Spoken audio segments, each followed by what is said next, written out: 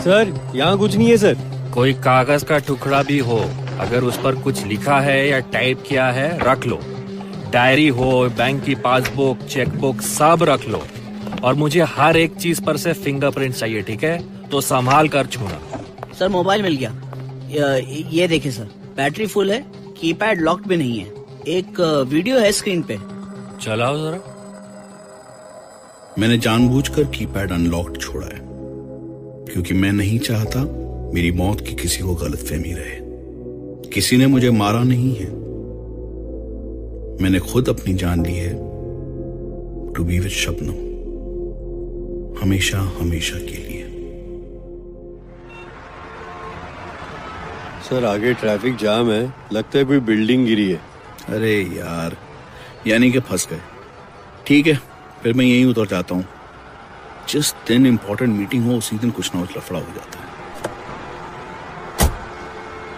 Taxi वाले को पैसे देकर मैं जैसे ही मुड़ा तो देखा सामने लेफ्ट साइड में अच्छी खासी लंबी चौड़ी बिल्डिंग गिरकर मिट्टी का ढेर बनी पड़ी है। चारों ओर अफरा तफरी मची हुई थी, शोर, पुलिस की गाड़ियां, एम्बुलेंस, और अब एक बड़ी सी क्रेन लाई जा रही थी मलबा उठाने के लिए। शायद ही कोई बचा होगा जो भी बिल्डिंग में रहा होगा उस वक्त जब यह हादसा हुआ। तभी किसी ने मेरा हाथ छुआ और बेटा प्लीज ये नंबर ट्राई करोगे अपने फोन से? मेरे फोन की बैटरी डेड हो गई है। मेरा घर इसी बिल्डिंग में था, मेरी बेटी घर पर अकेली थी। उसकी मोबाइल पे कॉल लगा दो एक बार, हो सकता है वो जिंदा हो। वो मेरा फोन ट्राई कर रही होगी, लेकिन उसका नाम शबनम है। मेरे सामने एक बूढ़ा आदमी था और उसके एक हाथ में उसका मोबाइल था और दूसरे में उसकी बेटी की तस्वीर। Shabnam, she was so beautiful. मैं तो बस उसे देखता रह गया। बोलती हुई सी बड़ी बड़ी सुंदर आंखें, मदहोश कर देने वाली स्माइल और एक अजीब सी इनोसेंस चेहरे पे। मुझे तो जैसे लव एट फर्स्ट साइट हो गया शबनम से। अगर सच में सामने मिली होती तो शायद प्रपोज ही कर बैठता। बेटा मुझ लाचार पर यह मेहरबानी कर दो प्लीज। और मैंने बस नंबर देखा उसके मोबाइल पे और अपने मोबाइल से डायल किया। मोबाइल को कान पे लगाए मैं अपने सामने उस मिट्टी और कंक्रीट के ढेर को घूरता खड़ा रहा। बेल बजे जा रही थी। अचानक मेरी आंखों के सामने एक पल के लिए अंधेरा छा गया और अगले पल मैंने अपने आप को उस मिट्टी और कंक्रीट के ढेर के अंदर पाया। मैं अपने चारों हाथ पैर पर एक जानवर की तरह उस मलबे के अंदर रेंग रहा था। कहीं किसी टूटी दीवार तो कहीं आड़ा पड़ा पिलर, कहीं मिट्टी का पहाड़, कहीं टूटी अलमारी, बर्तनों का ढेर, टूटे खिलौने, खून में लथपथ जूते, चप्पलों और लाशों के ऊपर से नीचे से रेंगता उस मलबे के अंदर और अंदर चला जा रहा था। हर दूसरी सांस पर रुकता, इधर उधर देखता। शबनम, शबनम पुकारता। अचानक एक बड़े से कंक्रीट के टुकड़े के नीचे से मुझे हाथ निकला हुआ दिखा।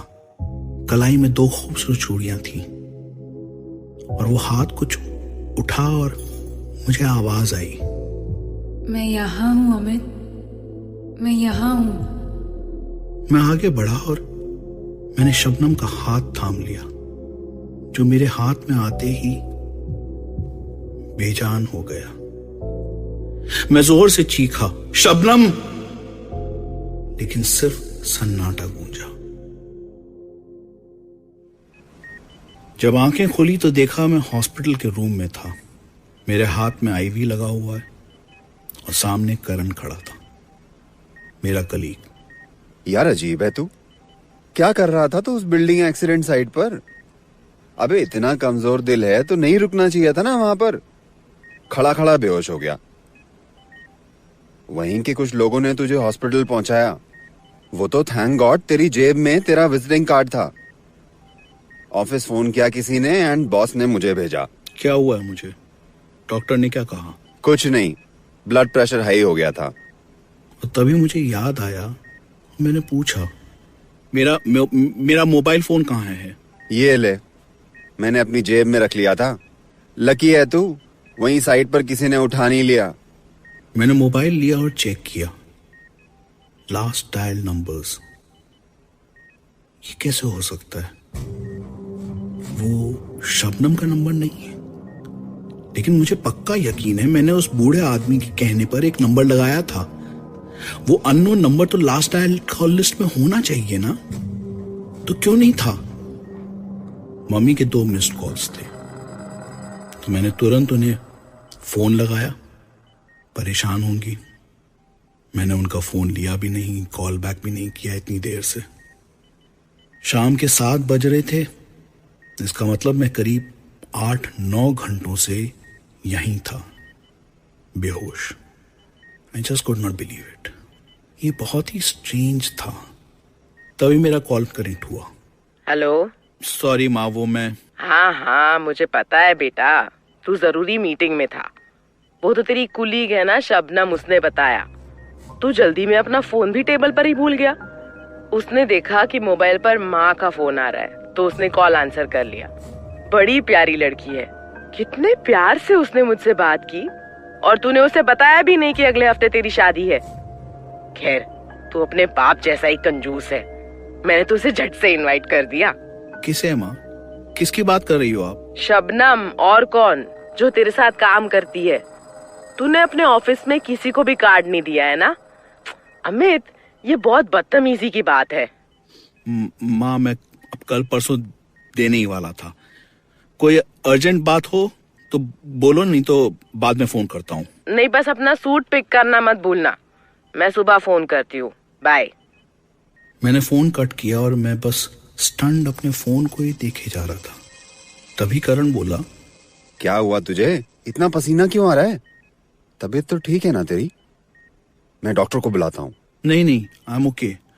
वो माँ से डांट पड़ी ना, तो ये कहकर मैं मुस्कुरा दिया। लेकिन मेरे अंदर बस एक ही सवाल था, माँ की शबनम से बात कैसे हुई? मेरे ऑफिस में तो कोई शबनम नहीं।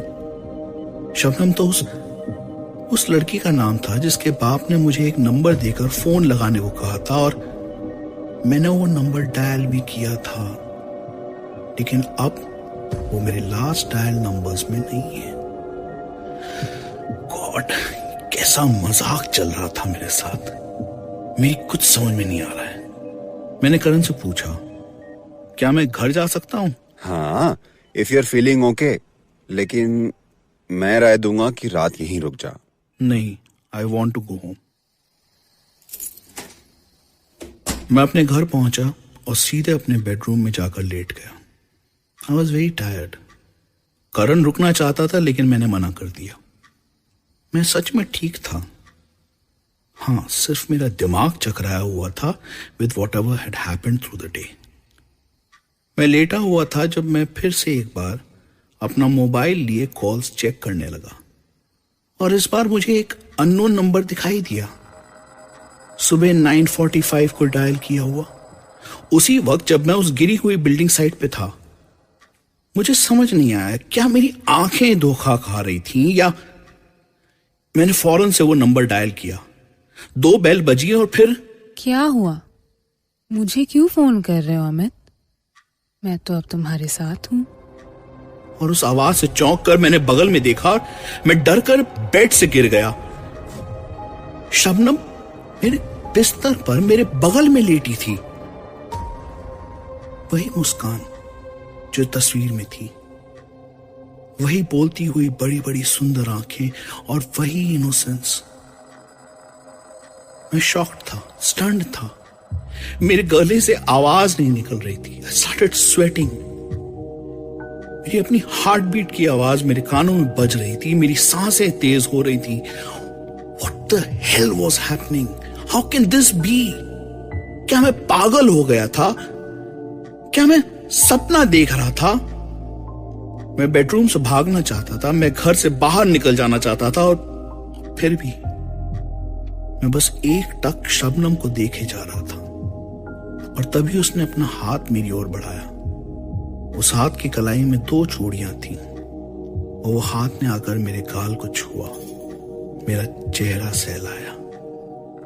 कुछ ही देर में मैं वापस अपने बेड पे था और शबनम मेरी बाहों में,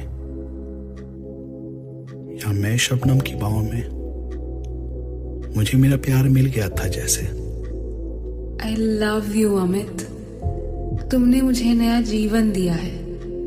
तुमने मुझसे प्यार किया है। मैं तुम्हें कभी अकेला नहीं छोड़ूंगी।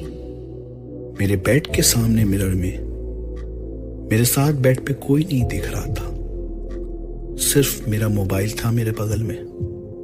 मैंने पलटकर शबनम को देखा और उसे किस किया।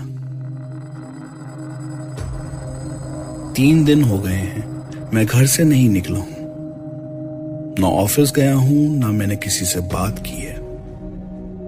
शबनम ही मेरे सारे मैसेजेस का, कॉल्स का जवाब दे देती है। मैं शबनम के साथ बहुत खुश हूं। मुझे अपना जीवन साथी मिल गया है। कल मुझे दिल्ली जाना है। मेरी शादी है ना परसों, लेकिन मैंने डिसाइड कर लिया है मैं ये शादी नहीं कर सकता। शबनम ने कहा है मुझसे वो मेरी मां को समझा देगी। मुझे अब बस शबनम के साथ ही रहना है। Shabnam, I love you. Suicide है सर, 100% सुइसाइड। और खुद ही शूट भी किया, क्योंकि देखिए ना, फोन ऐसी पोजीशन पर बेडरूम की टेबल पर रखा हुआ था। और ये शबनम, फोन में उसका नंबर है? चेक करता हूँ सर। नहीं है सर, ये नाम तो नहीं है, लेकिन एक अननोन नंबर है। पिछले 4 दिन में कई बार डायल हुआ है। नंबर दिखा, मैं बात करता हूँ।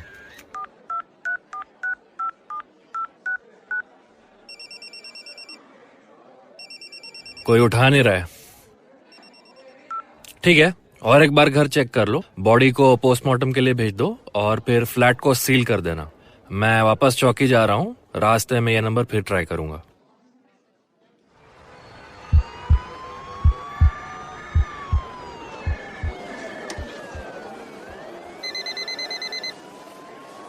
हेलो, कौन? मैं भाभी बोल रही हूँ। किधर है तेरे सांप? किसके साथ है वो? कब से चल रहा है उनका ये चक्कर? तू राखी बनवाता है ना मुझसे, एक बार वार्निंग नहीं दे सकता था मुझे? भाभी क्या बोल रही हो आप? साहब तो अभी क्राइम सीन पे थे मेरे साथ, फिर चौकी आए, अभी पोस्टमार्टम के लिए गए हैं। किसके साथ हो सकते हैं वो? क्या वार्निंग की क्या बात कर रही हो आप? ये शबनम कौन है फिर? मैंने तेरे साहब को फोन किया तो ये शबनम ने फोन उठाया और बोली कि साहब कभी घर नहीं आएंगे, वो उसी के साथ रहेंगे।